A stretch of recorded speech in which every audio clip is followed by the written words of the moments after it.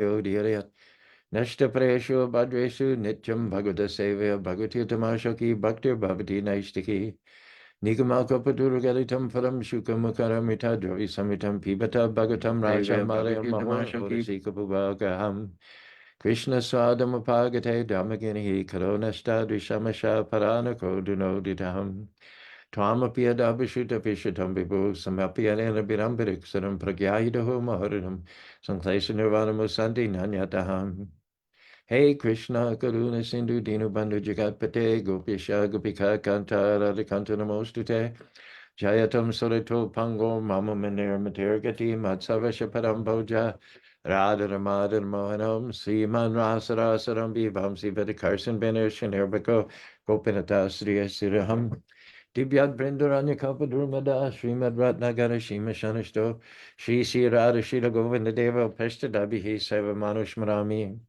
Namo Brahmanya Devaya Go Brahmanitaya Cha Jagadhitaya Krishnaya Govindaya Namo Namaha Mangalang Bhagavan Vishnu Mangalam Guru Ajaja Mangalam Paridikaksho Mangalayatano Hari Om Narayanaya Vidmahi Vasudevaya Dhimahi Tano Vishnu Pachodhyatahe Om Mahadevi Chavidnihi Vishnu Padniti Dhimahi Tano Lakshmi Pachodhyatahe Mahalakshmi Namastubhyam Namastubhyam Sare Sare Hari Priya Namastubhyam Namastubhyam Yadide Tapta Kanchana Gorangi Radha Vrindavaneshwari Vishamana Sute Devi Pranamani Hari Priye Namo Vishnu Padaya Krishna Pastaya Bhutare Srimati Bhakti Vedanta Swami Dinamani Namaste Saraswati Devi Gauravani Pacharine Nirvishesa Sunivadi Praskatati Sadasi Krishna Chaitanya Prabhu Nityananda Shri Advaita Gadadhar Shivasari Gaur Bhaktavindam Hare Krishna Krishna Krishna Hare Hare Hare Rama Rama Rama Hare Hare Two of my favorite people, Brent and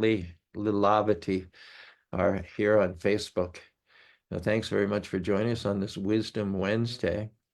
We had a Zoom call last night with Gopinath Priya. He's our candidate as a Pujari up there in Salt Lake City, very accomplished devotee, impressive person, self-described as a people person, very, very good with people. Unfortunately, the last two priests we had up there were not people. They were full of what we call ahankar, or false ego. But we get a good feeling from Gopinath Priya. We got him on a Zoom call last night. He got his initial approval to come here as the priest, but he has to undergo an interview there in India. And oftentimes after the interview, they will deny the application, even though it's been the better part of a year and we've spent over $1,000. It's entirely possible that as a result of the interview, the application would be denied. And so we talked to him and made up questions that he'd like to get from the interviewer, went over everything. I think he's pretty solid. So our hopes are high. Be a great asset to the Salt Lake City Yatra. So many nice devotees up there, so many people of high character and integrity. It just needs one anchor, one person that will be the linchpin, and everything will come together. Right now, the temple's closed literally 90% of the time. If we keep the temple open and someone very knowledgeable and very friendly to receive visitors, everything's going to take off. Everything's going to explode. So let's keep our fingers crossed and pray and chant that this will happen. Today, we've entitled our talk, The Rubber Band Effect. And we talked last week quite a bit about self-deception. One of the aspects of deceiving yourself is think that you can do whatever you like, tinker with God's creation. And then if you create a problem, which you inevitably will do, then you can make up another solution that will solve that problem. If you have pollution due to carbon monoxide, then you can make electrical cars. Electrical cars have their own set of problems. And then when you make your counteractive measures to those problems, then there'll be another set of problems. And Prahlad Maharaj says that not only do our solutions to the problems inevitably cause problems themselves? He goes further than that. He says the solutions to the problems are worse than the original problems. Maybe not initially, but over the course of time, the solution to the problem is worse than the problem. It's great. I mean, I'll be the first to say it's great to have modern travel, airplanes and motor cars. Somebody wanted to not take a month to get to southern Utah. So they thought in terms of horses, and eventually someone invented a bicycle, and then beyond them, and that wasn't fast enough. And then the combustion engine came into being, and people thought we died and went to heaven. Now I can go to St. George in one day. And that was all well and good, especially if you're embarked in Krishna conscious activities. You can do many, many times more in terms of Krishna consciousness with a vehicle than you could by walking on foot. But eventually all that's going to catch up with you. As soon as you tinker, make an improvement on God's creation, eventually the law of karma is that it catches up with you. So you can't avoid it, no matter how shrewd or clever you are. The solution of the problem will end up being creating more problems than the original problem itself. And then you're in a spiral. Sometimes in the Bhagavatam, the example is given of a cocoon, a living entity from his own abdomen. He spins out the filaments of a cocoon, and gradually those filaments begin to wrap around his body and bind him hand and foot. He creates his own prison, so to speak. So that he's not, he in the name of freedom, he creates a filament. But then that filament winds itself around him and ends up by restricting his freedom. Someone once asked Prabhupada, if there's a third world war, how will it be fought? And Prabhupada says, he didn't know how the third world war would be fought, but he knew how the fourth world war would be fought. They said, how? Probably with sticks and stones. Would you call that a setback? Back to the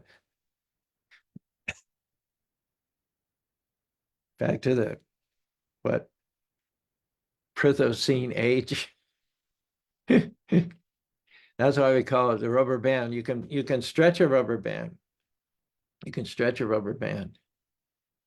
But then two things are going to happen. Either the rubber band, if it's a little older and has become brittle, it will snap and hurt your fingers. It'll sting your fingers.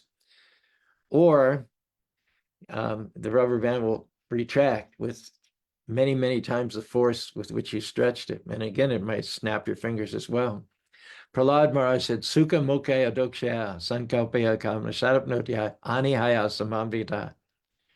Prahlad Maharaj made this attention-grabbing statement. This is what he said. 5-year-old boy, imagine the level of wisdom from a 5-year-old boy. Usually we think that as we grow up and have experiences and stories to tell and interact with people, we become more wise as we become older. And we don't necessarily become more wise, we become more worldly. We become more worldly. We get more worldly lore, but that does not mean to say we become wise. Well, here's Prahlad, a 5-year-old boy. He hasn't had any experiences, so to speak, in this lifetime. And he's already setting his limits. He's already aware that all this frenetic, feverish endeavor to improve, to tweak God's creation, has in itself the seeds of further and multiple miseries. The solutions to the problem ultimately create more miseries than the problem itself. There's nothing you can do about this. That's just the nature of this material world.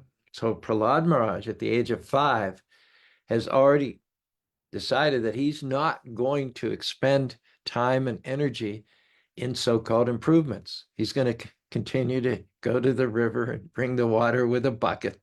He's going to walk everywhere he goes. He's not going to go out with a kite like Benjamin Franklin and discover electricity. He's gonna he's gonna maximize his time for true wisdom, not just worldly lore, which leads you in a downward spiral, but true wisdom, which helps you rise upward into the ethereal regions. It's extraordinary that a 5-year-old boy has this realization. How many 5-year-old boys do we know that they're accompanying their mother in the grocery store and they see caffeinated double chocolate sugarized Cocoa Puffs, and their senses go out to that so strongly that their mother doesn't put in the shopping cart, they lie on the floor and bang their feet and hands and even hit their head on the floor and scream so that it challenge the eardrums of everybody in the store. Our stereotypical 5-year-old boy is completely sold out to sense gratification for all the TV ads and what he's seen modeled at home by his parents and aunts and uncles and older brothers and sisters. There's no restraint whatsoever. I can't wait till I get my driver's license. I can't wait till I date. I can't wait till I get money. I can't wait till I get my own cell phone. When I get my cell phone, I can't wait 5 minutes to check my texts driving down the highway in my new car at 16 years old at 80 miles an hour, and I'm checking. I can't wait. I can't wait till I get to a safe spot. I'm driving with one hand with my eyes on my cell phone, checking my text messages. But here, in stark contrast, is Prahlad Maharaj, a 5-year-old boy, who's saying that up front, he's putting himself on notice. The solutions to the problems are ultimately going to be more problematical than the problems themselves. So I'm just going to take what God's given me, the talents and abilities that God has given me, my 2 God-given feet, my 2 God-given hands, my 2 God-given eyes, and I'm going to use them in the most natural, peaceful, stress-free way possible, beginning with the chanting of Hare Krishna, Krishna Krishna, Hare Hare, Hare Ram, Ram Ram, Hare Hare.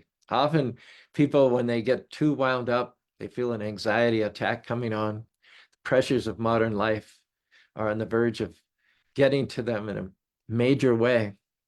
They find some relief. They decompress by chanting Hare Krishna, Krishna Krishna, Hare Hare, Hare Ram, Ram Ram, Hare Hare, rather than living an unnatural lifestyle, which results in being keyed up, full of tension, high blood pressure. All your arteries, your heart and your brain are under a lot of extra stress by this.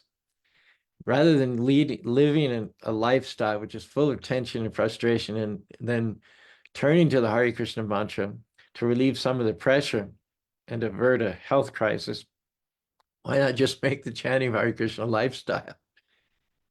It directly plugs us into a source of spiritual happiness. Otherwise, we're just chasing carrots all the time, thinking that happiness is going to be after 5 more steps or in 10 steps, or when I get that promotion, or when I can move into that house, or when I meet the right person. The happiness is never there with us. There's no happiness. There's only the current misery. And we daydream about the right spouse. We daydream about the right house. We daydream about the right position at the office, and thinking then we'll be happy. And we get that spouse, that house, that position, and there's always another mountain to climb. There's always another carrot out in front of us. So there's never happiness there. There's never happiness there. I remember reading a story about a lady. She hated school. She couldn't wait to get out of school. She couldn't wait to get out of school. She hated school. She got out of school and she got a job. She thought that if she could just get out of school and get a job and make some money, she'd be happy. She got out of school. She got a job. She made some money. She was making good money, but she didn't like the job. She didn't like the people in the office. But the money was too good, so she didn't want to give it up. She worked in that job for up until the retirement age. And then she was single with her husband, and she wasn't happy with her marriage. And they thought, well, let's have some kids. And when we have some kids, our marriage will be happy. So they had some kids, and that was worse. She kid, drive a soccer mom, working, juggling, cooking, and working, taking care of the kids. It was worse. She hated it. She hated being a mother. She hated being a working mother, especially. She hated all the extra expenses, money she had to earn to raise her family. And she hated the fact that the kids weren't always particularly grateful for what she did. And then she thought, if the kids can get out of the house, then I can retire. Kids get out of, eventually, after many, many years, the kids finally moved out of the house. And then she was able to retire. But when she told her boss that she was going to retire, the boss offered a raise in salary. And she thought, well, I can't pass that up. So she worked another 10 years. She finally retired. And then during retirement years, she and her husband used to sit on the front porch on their rocking chairs, talk about the good old days.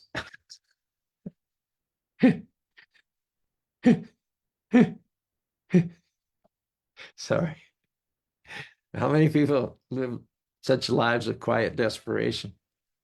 Prahlad Maharaj, at 5 years old, he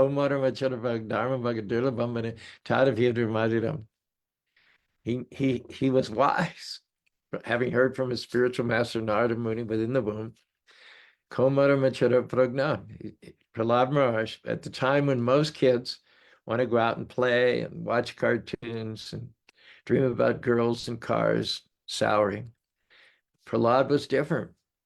Prahlad identified this human form as a unique opportunity to solve the problems of life and get out of this material world back to home, back to Godhead, where life is eternal, full of bliss and knowledge. Prabhupada said, your problem is not low income. Your problem is not loneliness. Your problem is not a health problem. Your problem is birth, death, disease, and old age. These are the real problems that we have in this material world. The others are superficial. The real problems are birth, death, disease, and old age. Prahlad is a big leg up on other people, especially 5-year-olds, by first of all identifying what is the problem. The problem is that I have this material body and I am eternal spirit soul. So I don't have to drag this body around. There's another option. The option is to release the soul from this blood, pus, and urine, mucus, bile, and phlegm body, and free it to go back to the spiritual world where life is eternal, full of bliss and knowledge. And Prahlad at one and the same time recognized that this body, while a burden, is also in the human form, the human body particularly, even though it's made of the same elements as the bodies of cats and dogs and trees and insects and reptiles and birds and aquatics, same chemicals are there in our body as are in the bodies of the animals and the aquatics and the reptiles and the birds. Nevertheless, Durlabham Manusham Apari, this human form offers a special, unique opportunity that one can understand who one is, from where one comes, and to where one needs to go. Even though the chemical elements of our body are the same as those of the dogs and the cats do not have the capability of understanding the big picture, the meaning of life, the difference between the soul and the body. You look at a dog, you look a dog in the eye. I visited Davy and Nisha and Seal a couple of weeks ago in New Jersey for the Rath Yatra. They hosted me. And they had a vegan dog named Jai. She was very sweet and very attentive. Like, I haven't been around dogs for a long time. I don't know if it was just this dog or all dogs tend to, but the dog was completely on point practically all day long with the movements and activities of the human beings, being completely focused on those. The dog missed nothing. And yet, if you said to this highly alert dog, you are not this body, you are not this dog's body, you're a spirit soul, as attentive and as alert with the ears up and the eyes wide open and leaning forward to catch the sound vibration of your voice. In spite of all of that, no dog will ever understand what you said. No dog will ever grasp the difference between the body and the soul. Saeva Gokara. Saeva Gokara. We have our cow, Gori. She's been with us for 20 years. She's in the process of leaving her body out there. Unfortunately, she never had a live baby in all the 20 years. She was pregnant twice, but each time she had a stillborn child, little boy, both times. We had a bull and two cows for over 20 years, and they never produced any offspring except these two stillborn babies through Gori. Her sister, Gita, passed away a couple years ago, and she's in the process of leaving. She's been on her side now for 2 days. And she's going to leave Nandi the bull all alone. He's going to be terribly lonely. But when she had her stillborn babies, she continued to nuzzle them, to stay near them. And it was clear that she didn't realize that there was no soul in the body. She took the body of her baby as itself. She took the body as the self. This is the mentality of the cow or the donkey. They take the body as the self. They have a stillborn baby and they still try to nurse it. They still try and nudge it. And they don't want you to take it away. We try to leave the stillborn babies with them for a day or two so that they can gradually take leave of them and not take them away suddenly. But in the Bhagavatam 10th canto, this is described as the mentality of a cow or a donkey, to think of the body as the self. There isn't the capability on the part of the lower animals to distinguish between the soul and the body. However, Prahlad Maharaj says, in the human form, it is possible to get answers to these big, big questions. You're not this body you're living in, your eternal spirit soul, so where shall I begin? Every living entity, including you, is eternal. It's the inner self which is true, the outer body musty, like morning dew, musty and crusty after youth passes, earth to earth, dust to ashes, earth to earth, dust to dust, ash to ashes. Infirm body versus immortal soul. Learn the difference, conquer ignorance, make a spiritual choice, sing out, give voice, rejoice, make some noise for the spiritual force. How does it go on? Make some noise for the. Oh, I skipped to another verse. Every 7 years, each cell is replaced. The old body is erased, displaced, effaced. Every cell is changing. You're always reincarnating. The question remains: who are you, and what are you going to do about material contamination? You can ignore the concept and hit the exit by the nearest route. You can stay and listen to our lyrics and get a vision of the truth. Does your life have meaning? You're just trying to escape. You're just breathing and taking up space. Most people are not open. They do not want to know. The question I propose for me to you is, do you have the eyes to see? Soul is unborn and never grows old. You can tell by the way they cry, trying to conform to a limited life. Death is so painful because we're not supposed to die. Soul is eternal. We know it inside. Like, why should I change my body again? That's the meaning of human sense. If I'm eternal, why all the external posture and pretense? My time would be better spent overcoming rebirth and rising high into the spiritual sky. Human form is a unique opportunity to overcome the cycle of rebirth, which no one survives. Time to realize your eternal state and attain the spiritual world one day. We have free will to make our own decisions, but we have to face the reactions to the way we've been living. Sense enjoyment is fleeting and shabby. We do it over and over, but it never makes us happy. Not knowing our true nature, we cater to this temporary stuff. It is never enough. We cage ourselves in this prison and numb our conscience to this crummy position. We allow the media to condition us to shop for addition to this body, which we're not. Ignorance causes dissatisfaction of the soul. We can't imagine why we're not happy. And then we grow old, get cold, and get crabby and go cold. It's hard to turn back once your soul's been sold. If you don't know who you are and why you're here, and be honest, you don't, you might find out if you consider the soul. Fact is that without this spiritual sense, one is not a human. One may have a human body with the potential for self-realization, but if one doesn't feel that potential, one doesn't culture spiritual life, then the consciousness remains that of an animal. After all, it's likely that from an animal form in our past life, we have now evolved to a human form. The consciousness in the human form is still that of an animal. Unless we meet a spiritual master and get the right sort of association, and get exposed to books of higher knowledge, which unveil to us the spiritual world, we remain an animal. Term for that in Sanskrit is dvipada pashu, a two-legged animal. So one must search out a spiritual master and inquire from such a person submissively, render service to such a spiritual master. And in this way, one gets the light, the torchlight of transcendental knowledge, drives back the darkness, illuminates one, so one can identify the priorities of life and do the needful. Yudhisthira was a great leader, and it's not surprising that Krishna wanted Yudhisthira rather than Duryodhana to be the king. Yudhisthira was capable of pointing people in the right direction and helping them with their priorities. Now, Duryodhana, being a materialist, had, as we explained yesterday, chosen Krishna's army, whereas Arjuna was equally happy to have Krishna himself. Having gotten the donation of Krishna's army, Duryodhana felt completely confident that he had everything he needed in order to win the battle and to annihilate the Pandavas. He did not take particular note of the fact that Krishna was on the side of the Pandavas because Krishna had agreed not to fight. I'm sure even Duryodhana, as unaware of things as he was, knew that when Krishna fights, nobody can defeat him. He must have heard about how Krishna defeated the armies of Jarasandha, how he defeated the armies of Salya. And Duryodhana must have known that when Krishna fights, nobody can stand against him.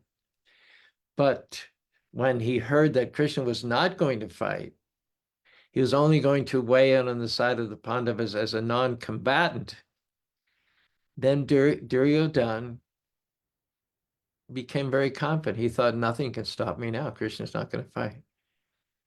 But he missed something huge. He never studied Krishna. He never got to know Krishna beyond superficialities. In the Bhagavad Gita 4:9, he says, Janma karma made if one takes the time to study Krishna under the proper guidance of a spiritual master, the result is that one understands that Krishna is transcendental. Even if he's a non-combatant in the war, it doesn't mean that he can't bring out the outcome that he wants. He's in the heart of every living being. What Duryodhana missed, and this was fatal omission on his part, this ended up in the destruction of him, the death of his 100 brothers, the death of his generals and his friends, Sakuni and Karna, and the destruction of his entire dynasty. His fatal omission was that he didn't pay enough attention to Krishna. He didn't study Krishna with the right authorities.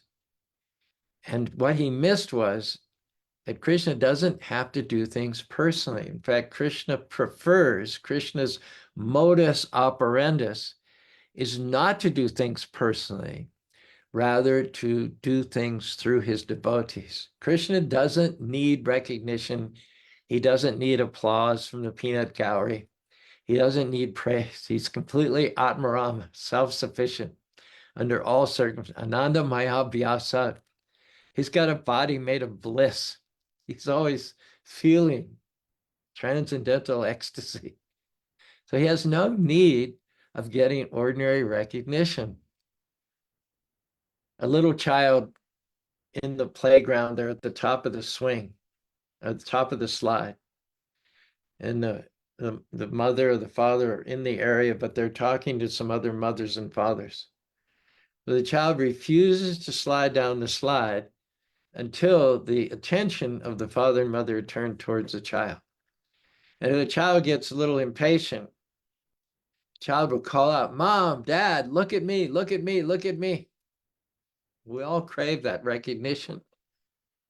And that's perfectly natural. We should feel that way in relationship to our Heavenly Father, Krishna. Krishna, look at me, I'm chanting my rounds. I'm cooking prasadam, I'm cleaning the temple, I'm picking up the trash, I'm planting the flowers, I'm making flower garlands. I'm practicing my rap songs for the upcoming Rath Yatra in Toronto. I'm preparing for the Rath Yatra cart. I'm taking care of Lord Jagannath in his seclusion. I'm donating money to help this temple. Look at me, look at me, look at me. That's fine for us because we are incomplete. We are infinitesimal living beings. We have to complete ourselves by connecting to Krishna, our divine creator and father. But Krishna doesn't feel any such lack. He is completely full of bliss at all times. So he doesn't need to act in such a way as to get our votes. Right now, everyone talks about is the upcoming campaign, the Republican National Convention, the Democratic Convention. Should Biden run for a second term, or should he step aside and let his vice president run? Who's going to get the most votes? Who's going to get the public nod of endorsement? Who's going to guide the helm of the United States government for the next 4 years? Krishna doesn't need any of that. He didn't become God by your vote. Thank you very much. He's always God. He's always complete. He's always self-sufficient. So what Duryodhana overlooked was that Krishna prefers to transfer his power into his devotees and for them to get the credit. Despite the fact that Krishna is only a lowly chariot driver. In our society, what's the equivalent of a chariot driver? It's a chauffeur. How highly placed is a chauffeur? When you think chauffeur, do you think highly paid, aristocratic, well-educated, mover and a shaker, someone who's going to make a difference in his generation? Not usually. Those thoughts don't usually come to mind when we hear the word chauffeur.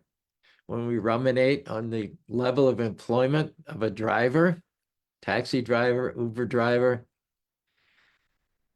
When these Bengalis come over from India, they spend a couple of years in the temples as pujaris, and they finally get their green card, they all go and become Uber drivers or drivers for the post office.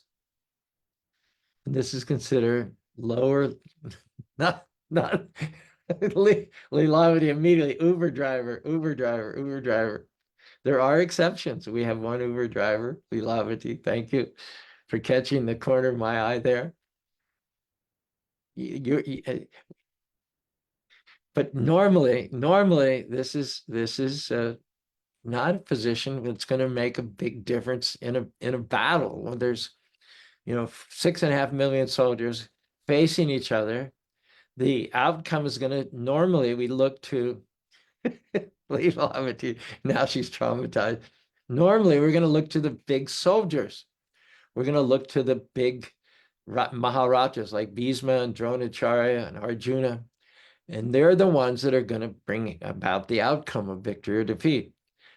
When Duryodhana looks over the opposing army, he doesn't think that the scales are going to be tipped by a chariot driver. He doesn't think that Krishna, in his role as a chariot driver, is going to tip the scales against him in favor of the Pandavas. He's keen on Bhisma, he's keen on Bhima, Arjuna, Yudhishthira, Yuyutsava, Satyaki, some of the big fighters.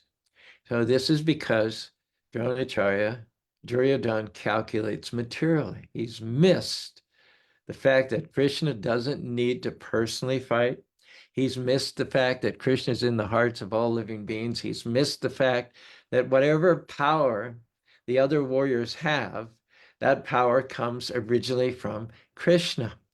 And Krishna prefers to promote his devotees. So the fact that Krishna is stepping back and driving the chariot of Arjuna indicates to those who are trained in devotional service that Arjuna is going to be empowered to win the flag of victory and defeat the enemies. Arjuna has got the moral high ground, and as such, Krishna chooses to support him and transfer Krishna's unlimited power into the body of Arjuna and through Arjuna to defeat all of the enemies. This is something that Duryodhana completely missed, lacking the training, lacking the mentorship. He failed to realize the power of inner alignment that Arjuna had with Krishna through devotion. Rather than aligning himself with Krishna, rather than trying to understand the transcendental nature of Krishna's appearance and activities, Duryodhana had dug in his heels and opposed and brazenly defied Krishna time and time again. And where he wasn't directly insulting Krishna, he was insulting Krishna's devotees, like Arjuna, like Yudhisthira, like Bhishma, like Dronacharya. Duryodhana's whole life, he could have used it profitably to cultivate knowledge and learn about the nature of Krishna and achieve freedom from birth, death, disease, and old age. But he took the opposite tack. Wherever possible, he opposed Krishna, he defied Krishna. He used all of his energy to try to block Krishna and Krishna's devotees. That was a fatal mistake. We'll just mention here some verses here. Gajendra is praying to that Krishna who is the unseen, who is transcendental to the dream, unseen behind the material screen, who is the life in the machine. Gajendra is plucking the lotus flower from the muck of the lake and offering to the Lord, recognizing that he's come to the end of his strength. He is no longer capable of contending with the crocodile, and he's asking the Lord to help him out. He's acknowledging that the crocodile itself is the Lord, that living being, that reptile who is chewing into his leg. Gajendra recognizes that this crocodile is time personified, that after many, many thousands of years, enjoying unrestricted sense gratification as an elephant in the heavenly planets, eventually his time has come. Most people would see what's happening to Gajendra as a catastrophe, a tragedy. But Gajendra now is seeing it as blessing.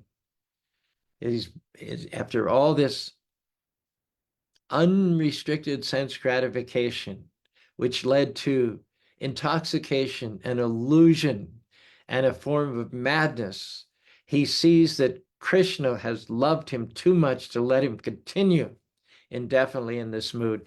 And Krishna has appeared before him as time in the form of the crocodile and is chewed into his leg. Actually, time chews into us at every day and every moment. We're each and every one of us being chewed up by the time factor.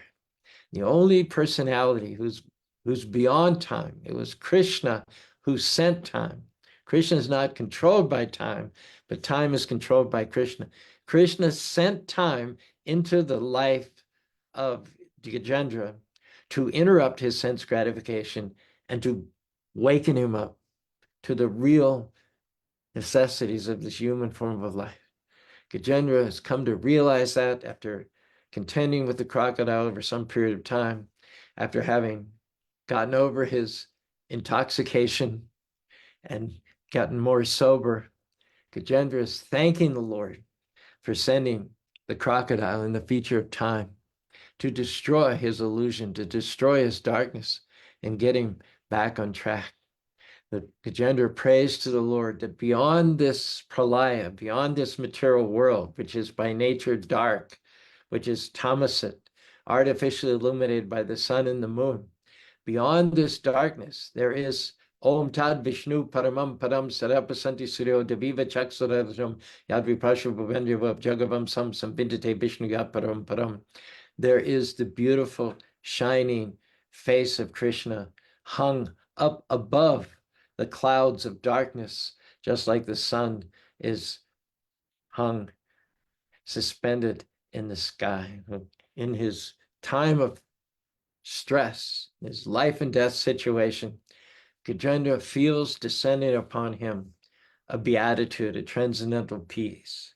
And in all that, he begins to meditate upon the beautiful face of the Lord which is just adorned with curling hair, decorated with lotus-like eyes and dancing eyebrows. And in his prayers, he compares this face of the Lord to a lotus flower. He compares the two eyes to the two swimming fish nearby in the vicinity of this lotus flower. And he compares the Lord's curly black hair to swarming bees going around these lotus flower. Just what a beautiful, beautiful image. And he's meditating on this beautiful form of the Lord. And in the course of that meditation, his stress, his anxiety, his terror at dying, being dragged further into the water by the crocodile, he feels all this being allayed. He feels the dissipation of the agony, the misery, the suffering, the pain, and all of that is pushed out by his vision of the beautiful, beautiful form of the Lord. Then we have this word, Hasham Hare Avantakila Loka Tibra Shokashu Shagara Bishoshanam. Shokasha means ocean of tears. Shagara, Shokashu Vishalokanam, tears and misery. This ocean of tears and misery and the grief which we experience in this ocean is all, that ocean itself is dried up by the smile, the hasam of Krishna. That smile is characterized by arched eyebrows, arched eyebrows, and looking upon the beautiful bow of Krishna's glance, the arrows of Krishna's glance coming from the beautiful arched eyebrows of Krishna. Those arrows destroy all of the miseries, all of the grief, all of the suffering of this material world. That smile of Krishna and that smile alone has the capacity to soothe one from all fear, to dry up oceans and oceans of grief. And Gajendra concludes by saying, by focusing on the beautiful face of Krishna, the hair like swarming bees, the face like a lotus flower, the eyes like two fish, one reduces all of the pain, all of the suffering, the fire of being in the material conflagration reduces and diminishes to nothing. So let me meditate on this time of distress, this time of extreme danger. Let me meditate on the beautiful face of Krishna, which resolves all problems and dissipates all misery and sufferings. Om Tat Sat. So Leah, you can take, whoops, I got a request from Kelly to enter the Zoom waiting room. I'm not sure when that came in, but once I get wound up into the talk, I failed to notice who's in the waiting room. If you're going to join me on Zoom, you have to join at 7:30 when we get started. Otherwise, I think Kelly found his way to the Facebook page here. So what do we got here? Brent weighed in early. Hare Krishna. Lilavati, you have something very vital in common with Krishna. You're a chauffeur, and so is Krishna a chauffeur as well. Britta, thanks very much for joining. Chandra says, get me out of this cocoon, which was self-created, by the way. Vaibhavi says, quiet desperation. Most are no longer able to be quiet, screaming desperation. Yeah, yeah, it's gone from quiet desperation to everyone screaming at each other. Kelly, you did find yourself over here to Facebook. Thanks very much. Here's some verse from Britta. In the midst of shadows deep and wide, Krishna stands as a beacon of light, guiding me through the darkest night. In him I find my solace, my guide in this world of material despair. I place my trust in Krishna's care, for he is a light that's always there. In him I find a solace so rare. Once again, in the midst of shadows deep and wide, Krishna stands as a beacon of light, guiding me through the darkest night. In him I find my solace, my guide in this world of material despair. I place my trust in Krishna's care, for he is the light that's always there. In him I find a solace so rare. Got a note from Krishna Priya, again in New York. She's become quite a regular. Thank you, Prabhuji, for joining us. Glories to Prabhupada. Here another one from Britta, another gem from Britta. When Krishna joins a fight, no doubt remains. His divine essence breaks all chains. Trust in the Lord, fear not the foe, for in his presence victory will grow. Nice. That's exactly what we're talking about today. When Krishna joins a fight, no doubt remains. His divine essence breaks all chains. Trust in the Lord, fear not the foe, for in his presence victory will grow. Brent, a dog or cow doesn't really know who he is, but a person can understand the reason for which he lives. A spiritual master can make this purpose clear if you're willing to hear. Nice, very short and sweet, to the point. A dog or cow doesn't really know who he is, but a person can understand the reason for which he lives. Spiritual master can make this purpose clear if you're willing to hear.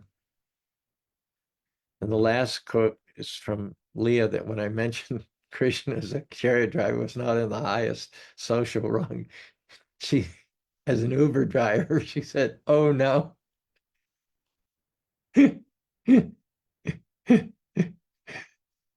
All right. Thanks everyone for being with us. That's it for Wisdom Wednesday, and that's it for this week. I'm going to be in Toronto,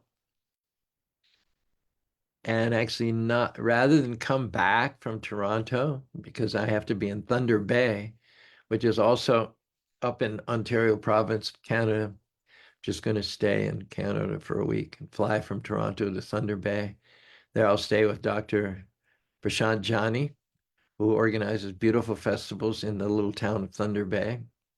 In fact, on the 20th and 21st, they're back-to-back festivals. There'll be the Rath Yatra on Saturday and the Festival of Colors on Sunday. So, and the Toronto Festival is a 2-day festival as well. They have the parade. There's a all-day Kirtan festival on Friday in the temple. And then Saturday morning, you have the parade to Center Island. Then there's a full menu, I think from 1 o'clock till 6 o'clock of entertainment on Center Island, which continues the next day for about 6 hours as well. So lots and lots of festivities this weekend. And whether I can join you on Monday, that's still uncertain, but I will do my best from the Maple Leaf country.